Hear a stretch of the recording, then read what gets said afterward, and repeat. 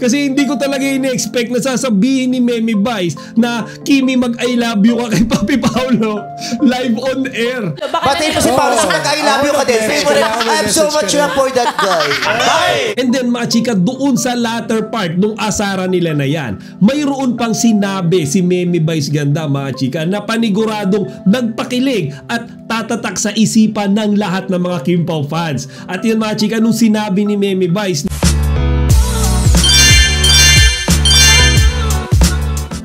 magandang araw mga chika, Rigel Pulit ang inyong Chika Patrol. Bago tayo magsimula mga chika, inaanyahan ko muna kayo mag-subscribe dito sa ating munting channel para palagi kayong updated sa mga latest at nagtitrending ng mga showbiz balita. So kanina mga chika, habang kumakain ako ng tanghalian, halos maibuga ko yung pagkain sa loob ng bibig ko.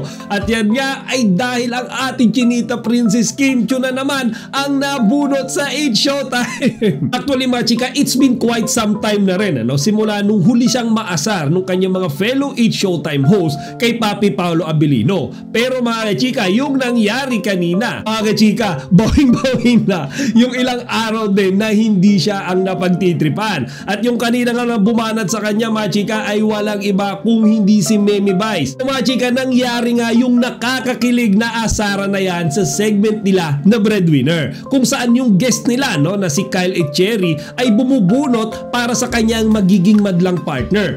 And then suddenly mga chika, biglang nag-promote dito si Kimi. Out of nowhere yan mga chika. Kumbaga hindi naman siya pinagpo-promote.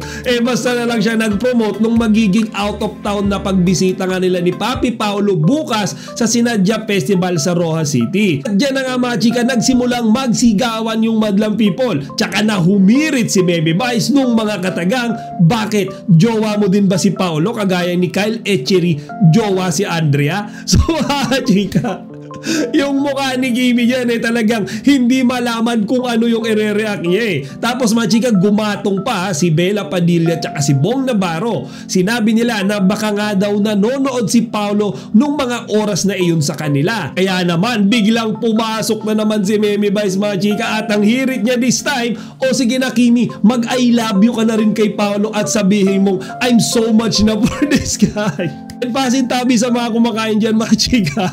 Pero dyan sa part na yan yung sinasabi ko na halos maibuga ko yung lamang pagkain ng bibig ko. Kasi hindi ko talaga ini-expect na sasabihin ni Memi Vice na Kimi mag-I love you ka kay Papi Paolo live on air.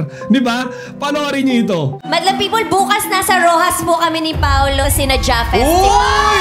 Sino? Ikaw mo din si Paolo kasi jowa niya siya. Pati mo si Paolo sa mag-I love you ka din. Favorite. I'm so much for that guy. Nag-I love you ka ba sa kaibigan mo? Grabe, hindi naman kami Nag-I love you ka sa kaibigan mo, di ba? Hello.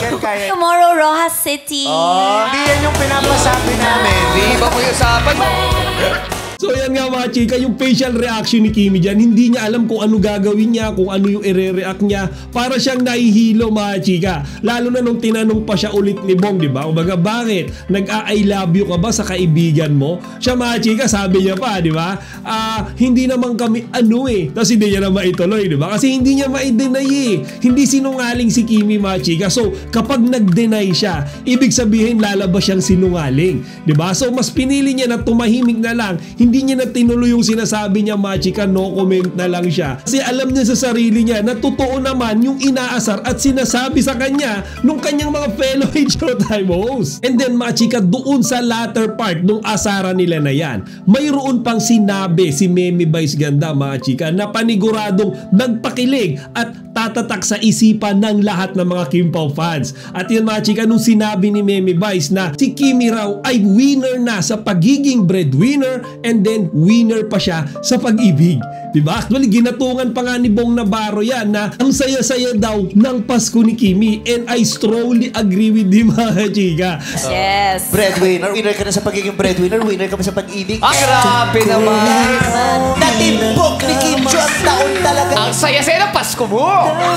Kaya nga diba nung nakaraan topic natin dito sa ABS-CBN Christmas Station ID, habang kumakanta doon si Kimi katabi si Papi Paolo, sabi ko sa inyo mga chika, kitang-kita ko doon sa mga ngiti ni Kimi yung kakaibang saya Diba? Kumbaga, yung makikita mo lang sa facial expression niya that time is pure happiness and love. So bukod pala sa atin na mga fans ni Kimi, napansin din pala yun mga chika nung kanyang mga kasamaang sa It's Showtime. Kaya pala dyan sa part na yan mga chika talagang sagad-sagaran yung pang-aasar sa kanya kasi yun din yung nakikita nila kay Kimi at this point in time Feeling ko mayroon silang nakikita sa Kim Pao mga chika, particularly etong si Meme Vice Ganda kapag silang lahat ay nasa backstage. Diba? Example, si Meme Vice ay nakikita si Kimi na laging tinatawagan ni Paolo, ka-video call si Paolo, ka-chat si Paolo, or even baka nga sinusundo pa ni Paolo. We'll never know mga chika. Sila lang ang nakakakita at naririnig yan mga chika. Kaya nga etong si Meme Vice ang lakas ng loob asa rin si Kimi.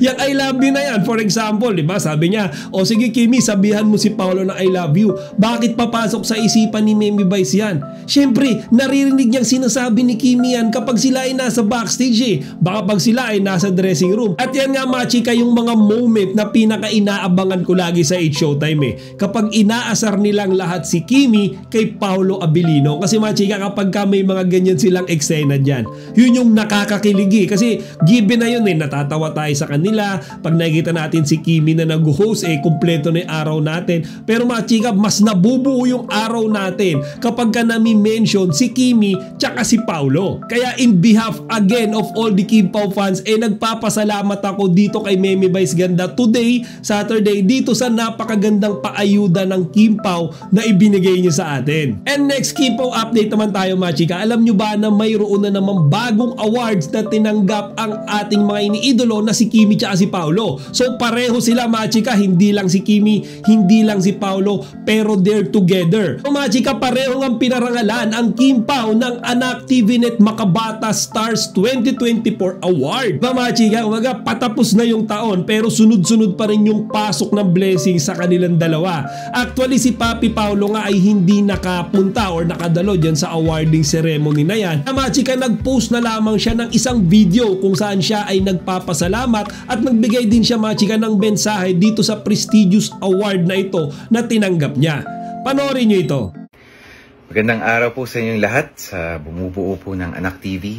Maraming salamat po sa parangal na ibinigay niyo sa akin. Unang-una ko humihingi po ako ng paumanhin at pasensya dahil hindi po ako makadalo sa inyong awarding ceremony dahil sa medyo hectic lang po ang schedule ngayong December. Pero ngayon pa man, taos puso po ako nagpapasalamat muli dahil naniniwala po ako na napaka-importante po para sa mga taong nakikita sa TV, sa social media, na maging mabuting ehemplo sa ating kabataan. Patuloy ko pa rin pong pinagsisikap hanggang ngayon na hindi po makuha ng mga kabataan ang mga bad habits na meron ako at meron tayo. Ayun po, muli po.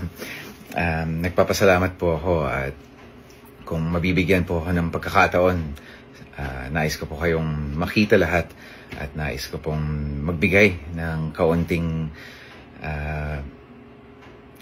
inspirasyon, mga kaunting salita na mag-i-inspire sa ating kabataan.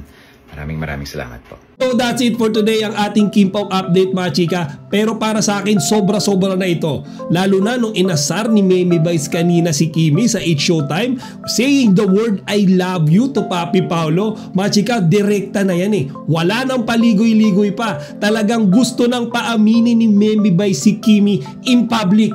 Feeling ko nalalapit na yung kanilang pag-amin. Baka nga mga chika bago i-release yung movie nila silang dalawa na mismo yung magpa-interview. Baka they themselves will admit, aamin sila mga chika na silang dalawa talaga ay mayroon ng relasyon.